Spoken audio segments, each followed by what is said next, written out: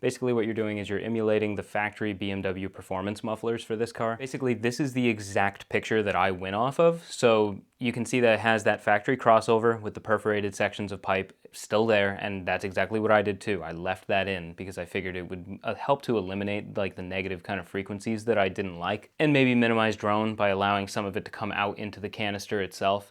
But otherwise, you're removing the resonator on one side and the perforated section of straight pipe on the other, and you're replacing those with straight pipe. And that's it.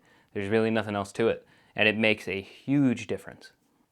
I had actually done the PPK, which is the factory BMW performance tune on the car, before I did anything to the exhaust, and I did it because I wanted a little more power. I wanted the factory kind of burbles put into it, and with the stock exhaust, you basically couldn't hear them whatsoever.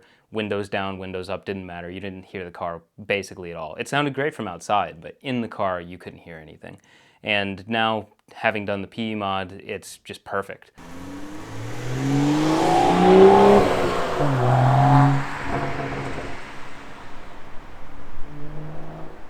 At lower RPM, the burbles are not in your face at all. Sometimes you don't even hear them. But at higher RPM, if you're like under load, you let off, kind of coming down a hill, you can get some basically like gunshot level pops out of this thing. But you have to kind of work for it, and it only does it when you're driving the car that way. I hate when it's just like you're cruising around town, like 2,500 RPM, you let off and it's just gunshots. It's stupid. So having that dual personality is nice. It retains what I like about this car in its stock form, but just makes it a lot more exciting to drive. I should also say this, when I went to the PE mod, I was coming directly from a muffler delete, so I can give you a pretty accurate description of the differences. The muffler delete just sucks. It takes what is a nice car and just ruins it completely. Don't do it if you use your car every day, or if you just like your car to sound nice inside. It really wasn't pleasant. Anything under 3,000 RPM, it basically ruined the sound of the car inside, which is kind of the most important bit because you're listening to it. Outside, it sounded fine. It sounded good. The volume wasn't even that crazy. It just didn't sound good in the car at all. And I think part of it is that it lacked that factory crossover. So it just sounded like there was a weird resonance happening. It wasn't even the drone that really bothered me as much as just the resonance below 3,000 RPM.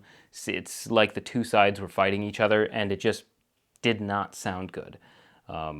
Whereas the PE mod, at every RPM, it sounds like the stock mufflers, but louder. It's exactly what I wanted, because the factory tone of the exhaust is fantastic. It's just not that loud. And so this just pumps the volume up, maybe 35, 40%, and that's all that I needed.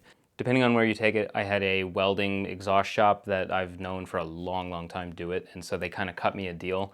I actually brought them the mufflers rather than it being on the car. But because of that, he only charged me like 75 bucks or 100 bucks or something to do the mod, and then I just had a buddy of mine toss them back on for me, essentially.